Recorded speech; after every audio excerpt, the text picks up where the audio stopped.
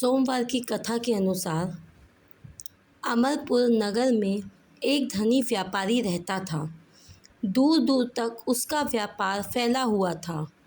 नगर में उस व्यापारी का सभी लोग मान सम्मान करते थे। इतना सब कुछ होने पर भी वह व्यापारी अंतर्मन से बहुत दुखी था, क्योंकि उस व्यापारी का कोई पुत्र नहीं था। दिन रात उसे एक ही चिंता सताती रहती थी, उसकी मृत्यु के बाद उसके इतने बड़े व्यापार और धन संपत्ति को कौन संभालेगा। पुत्र पाने की इच्छा से वह व्यापारी प्रति सोमवार भगवान शिव की व्रत पूजा किया करता था। सायंकाल को व्यापारी शिव मंदिर में जाकर भगवान शिव के सामने घी का दीपक जलाया करता था। उस व्यापारी की भक्ति देखकर एक दिन माता पार्वती जी ने भगवान शिव जी से कहा, हे प्राणनाथ, यह व्यापारी आपका सच्चा भक्त है। कितने दिनों से यह सोमवार व्रत और पूजा नियमित कर रहा है। भगवान, आप इस व्यापारी की मनोकामना अवश्य पूर्ण करें। भगवान शिव ने मुस्कुराते हुए कहा, हे पार्वती, इस संसार में सबको उसके कर्मों के अनुसार फल की प्राप्ति होती है।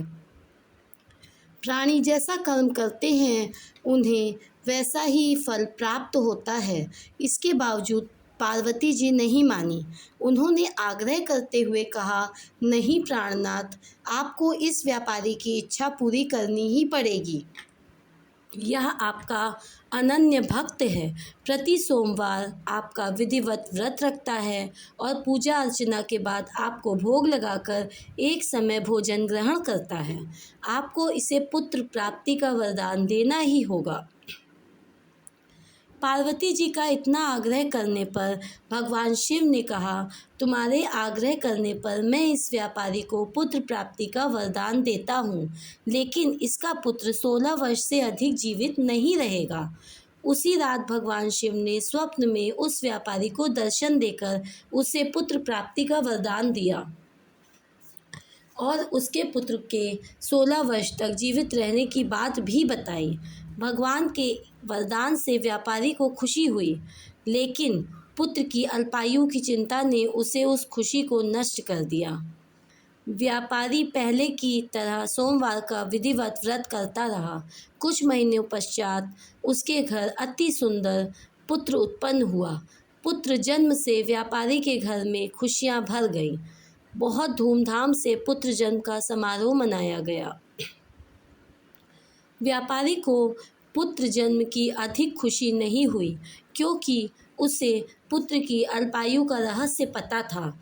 यह रहस्य घर में किसी को भी मालूम नहीं था। विद्वान ब्राह्मण ने उस पुत्र का नाम अमर रखा। जब अमर 12 वर्ष का हुआ तो शिक्षा के लिए उसे वाराणसी भेजने का निश्चय हुआ। व्यापारी ने अमर के मामा दीपचंद को बुलाया और कहा कि अमर को शिक्षा प्राप्त करने के लिए वाराणसी छोड़ आओ। अमर अपने मामा के साथ शिक्षा प्राप्त करने के लिए चल दिया। रास्ते में जहाँ भी अमर और दीपचंद रात्रि विश्राम के लिए ठहरते, वहीं यज्ञ करते और ब्राह्मणों को भोजन कराते थे। लंबी यात्रा के बाद अमर और दीपचंद एक नगर पहुँचे। उस नगर में राजा की कन्या के विवाह की खुशी में पूरे नगर को सजाया गया था। निश्चित समय पर बारात आ गई, लेकिन वर का पिता अपने बेटे के एक आँख से काने होने के कारण बहुत चिंतित था। उसे इस बात का भय सता रहा था कि राजा को इस बात का पता चलने पर कहीं वह विवाह से इनकार न कर दे, इससे उसकी बदनामी होगी। वर के पिता ने अमर को देखा तो उसके मस्तिष्क में एक विचार आया। उसने सोचा, क्यों ना इस लड़के को दूल्हा बनाकर राजकुमारी से विवाह करा दूं।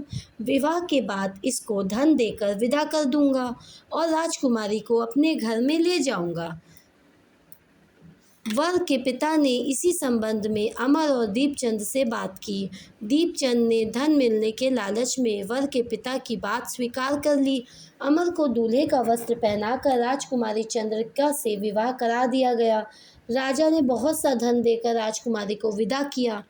अमर जब लौट रहा था तो वह सच नहीं छुपा सका और उसने राजकुमारी की ओढ़नी पर लिख दिया, राजकुमारी चंद्रिका, तुम्हारा विवाह तो मेरे साथ हुआ था। मैं तो वाराणसी में शिक्षा प्राप्त करने जा रहा हूँ। अब तुम्हें जिस नवयुवक की पत्नी बनना पड़ेगा वह कान्हा है। जब राजकुमारी ने अपनी ओढ़नी पर लिखा हुआ पढ़ा तो उसने काने लड़के के साथ जाने से इनकार कर दिया। राजा ने सब बातें जानकर राजकुमारी को महल में रख लिया।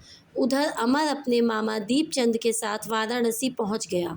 अमर ने गुरुकुल में पढ़ना शुरू कर दिया। जब अमर की आयु 16 वर्ष पूरी हुई तो उसने एक यज्ञ किया। यज्ञ की समाप्ति पर ब्राह्मण को भोजन कराया, खूब अन्न वस्त्र दान किए और रात को अमर अपने शयन कक्ष में सो गया।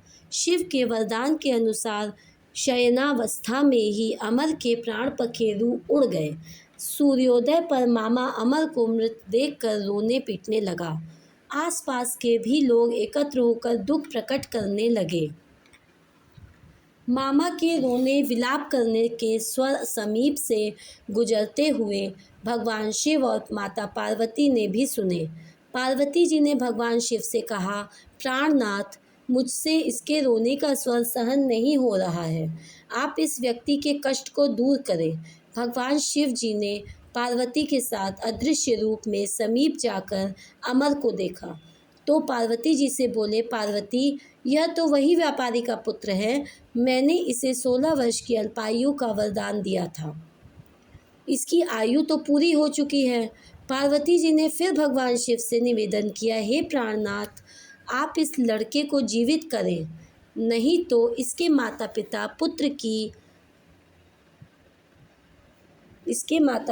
पुत्र की मृत्यु का समाचार सुनते ही रो रो कर अपने प्राणों का त्याग कर देंगे। इस लड़के का पिता तो आपका परम भक्त है, वर्षों से सोमवार का व्रत करते हुए आपको भोग लगा रहा है।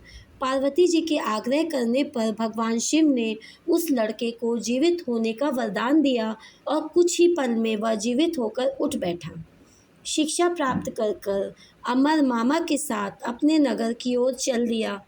दोनों चलते हुए उसी नगर में पहुँचे जहाँ अमर का विवाह हुआ था। उस नगर में भी अमर ने यज्ञ का आयोजन किया। समीप से गुजरते हुए नगर के राजा ने यज्ञ का आयोजन देखा। राजा ने अमर को तुरंत पहचान लिया। यज्ञ समाप्त होने पर राजा अमर और उसके मामा को महल में ले गया और कुछ दिन उन्हें महल में रखकर बहुत सा धन वस्त्र देकर राजकुमारी के साथ विदा कर दिया। रास्ते में सुरक्षा के लिए राजा ने बहुत से सैनिकों को भी साथ भेजा। दीपचंद ने वहां पहुंचते ही एक दूत को घर भेजकर अपने आगमन की सूचना भेजी। अपने बेटे अमर के जीवित वापस लौटने की सूचना से व्यापारी बहुत प्रसन्न हुआ। व्यापारी ने अपनी पत्नी के साथ स्वयं को एक कमरे में बंद कर रखा था। भूखे प्यासे रहकर व्यापारी और उसकी पत्नी अपने बेटे की प्रतीक्षा कर रहे थे। उन्होंने प्रतिज्ञा कर रखी थी, यदि उन्हें उनके बेटे की मृत्यु का समाचार मिला तो दोनों अपने प्राण त्याग देंगे। व्यापारी अपनी पत्नी और मित्रों के साथ नगर के द्वार पर पहुंचा। अपने बेटे के विवाह का समाचार सुनकर पुत्र वधू राजकुमारी चंद्रिका को साथ लेकर अपने घर की ओर चल दिया। उसकी खुशी का ठिकाना नहीं था। उसी रात भगवान शिव ने व्यापारी के स्वप्न में आकर कहा, हे श्रेष्ठी, मैंने तेरे सोमवार के व्रत और व्रत कथा सुनने से प्रसन्न होकर तेरे पुत्र को लंबी आयु प्रदान की है। व्यापारी बहुत प्रसन्न हुआ। सोमवार व्रत करने से व्यापारी के घर में खुशियां लौट आई। शास्त्रों में लिखा है कि जो स्त्री पुरुष सोमवार का विधिवत व्रत करते हैं और व्रत कथा सुनते हैं, उनकी सभी इच्छाएं पूरी होती हैं।